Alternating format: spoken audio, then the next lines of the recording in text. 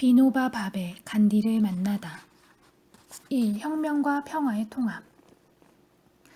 아직 어린아이였던 시절 나는 벵갈과 히말라야에 끌렸다. 나는 언젠가는 나도 그런 곳들에 가보게 되리라는 꿈을 소중하게 간직하고 있었다.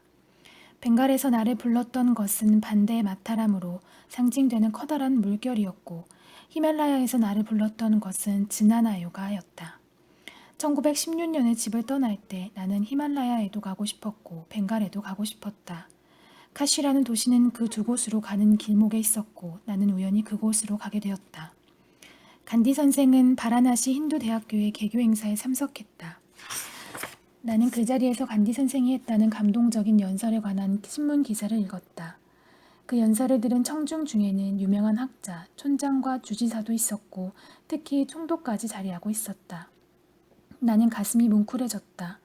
인도의 정치적 자유뿐만 아니라 정신적인 발전을 동시에 이루어내고자 하는 분이 바로 여기에 있구나. 내 마음 또한 그렇지 않은가. 나는 몇 가지 질문을 써서 그에게 편지를 보냈다. 얼마 후 그에게서 답장이 왔고 나는 몇 가지 질문을 더 써보냈다. 이번 답장에서 간디 선생은 자신의 아슈람의 규칙들을 동봉하여 보내면서 이렇게 말했다. 서신 왕래를 통해서는 그리 많은 것을 배울 수 없습니다. 당신이 직접 찾아오시는 것이 나을 것 같습니다. 그래서 나는 간디 선생을 향해서 발걸음을 옮기게 되었다. 겉으로 보자면 나는 히말라야로도 벵갈로도 가지 않았다. 그러나 마음으로는 이미 그 두 곳에 동시에 도달해 있었다. 간디 선생과 함께 나는 히말라야의 평화도 벵갈의 파고도 발견했던 것이다. 나는 1916년 6월 7일 코크랍 아슈람에서 간디 선생을 처음으로 만났다. 신은 나에게 무한한 자비를 베풀어 나를 그의 발 아래 있게 하셨다. 오늘에 와서 찬찬히 생각해보니 나의 마음과 나의 삶은 모두 간디 선생의 발 아래서 확고하게 바로 서게 되었다. 내가 그분의 가르침을 얼마나 실천할 수 있는지는 나 스스로도 가늠할 수 없다. 그분 자신도 알 수 없을 것이고 다른 어떤 사람도 알 수 없을 것이다. 오직 신만이 아신다. 하지만 이것만은 자신 있게 말할 수 있다. 그의 가르침 가운데서 내가 내 것으로 만든 것은 너무나 적었지만 나에게 감동이 되는 것은 무엇이든 정성을 다하여 실천하려고 부단히 했었다. 그분이 돌아가시고 난 이후에는 더욱더 정성을 다했다. 나는 언제나 간디 선생이 내 앞에, 내 뒤에, 그리고 내 위에 있다는 것을 느끼고 있다. 나는 종종 샹카라 차리아의 어록을 회상한다. 한 인간이 품을 수 있는 세 가지 큰 소원은 다시 인간으로 태어나고 묵티를 갈망하고 위대한 인물의 총애를 입는 것이라고 한다. 샹카라 차리아의 이 말을 떠올릴 때마다 내 마음은 기쁨으로 울렁거린다. 나는 실제로 사람으로 태어나는 축복을 받았고 묵티라는 벌레에 물렸으며 간디같이 위대한 분과 함께 살 수 있는 특권을 얻었다.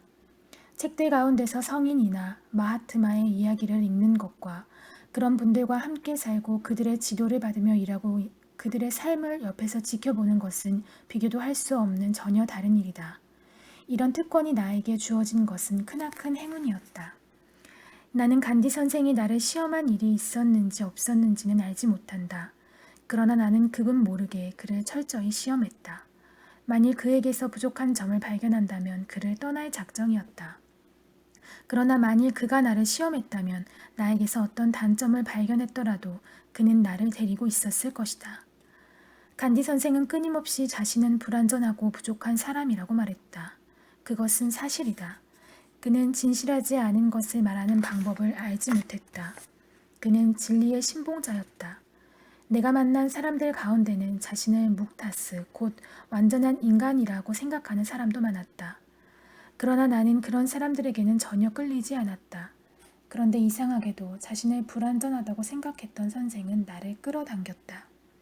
그 어떤 사람도 간디 선생이 나에게 영향을 끼쳤던 방식으로 나에게 영향을 끼치지는 못했다. 나는 선생을 만나자마자 금세 그에게 반했다. 그의 내면의 상태와 외적인 상태가 일치했기 때문이다. 그는 나를 카르마 요가 철학으로 이끌어 주었다. 카르마 요가에 대해서는 바가바드 기타에 잘 설명되어 있다. 그러나 내가 그것이 실제로 적용되는 것을 본 것은 오직 선생의 삶 가운데서뿐이다. 선생의 삶 가운데서 바가바드 기타가 말하는 카르마요가 가장 극명하게 예증되고 있었다. 바가바드 기타는 확고한 지혜를 가진 사람의 표적들을 많이 열거하고 있다. 그러나 그런 표적들에 합당한 사람이 과연 몇 명이나 될까? 선생은 그런 사람의 모든 성품을 가지고 있었다.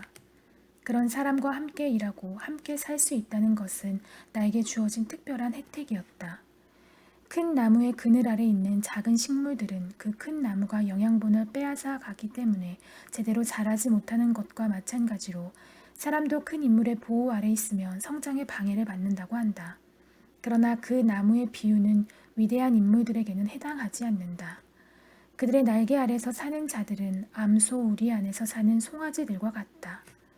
큰 나무는 그 나무 아래에 있는 다른 식물들이 빨아들일 영양분을 빼앗아서 흡수해 버리지만 소는 스스로 목초를 먹고 젖을 내어 송아지들을 먹인다. 따라서 암소의 사랑 어린 양육을 받는 송아지들은 성장하고 건강하게 자란다. 간디 선생의 날개 아래 있던 사람들은 경험한 것은 바로 이런 것이다. 설사 악한 사람이라고 할지라도 그에게 오면 선한 사람이 되었다.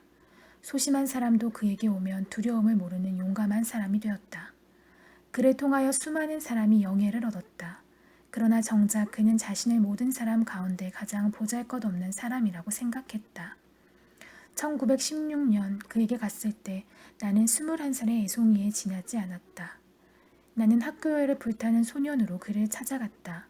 나와 가까이 지냈던 사람들은 내가 당시의 예의범절이라든가 정중한 행동에 대해서 얼마나 무지했었는지 잘 알고 있다.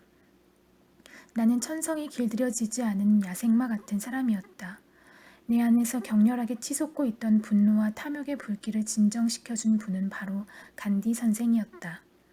그의 축복의 빗물이 계속해서 내 마음을 적셔주었다. 그는 나같이 형편없는 사람을 인민을 섬기는 종으로 변화시켜 주었던 것이다. 나는 코크랍 아슈람의 생활 방식을 보면서 많은 것을 배웠다. 삶이란 하나이며 나누어질 수 없다는 것도 깨닫게 되었다. 간디 선생은 결코 자신이 구루, 스승 역할을 하고 있다고 생각하지 않았으며 그 어떤 사람도 자신의 제자라고 생각하지 않았다. 물론 내가 구루 제도의 중요성을 인정하지 않은 것은 아니지만 나도 간디 선생과 마찬가지로 내가 누구의 스승이라거나 또 누구의 제자라고 생각해 본 일이 없다.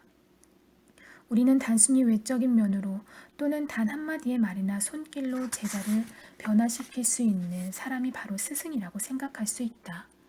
그러나 실제로 그런 경우는 매우 드물다.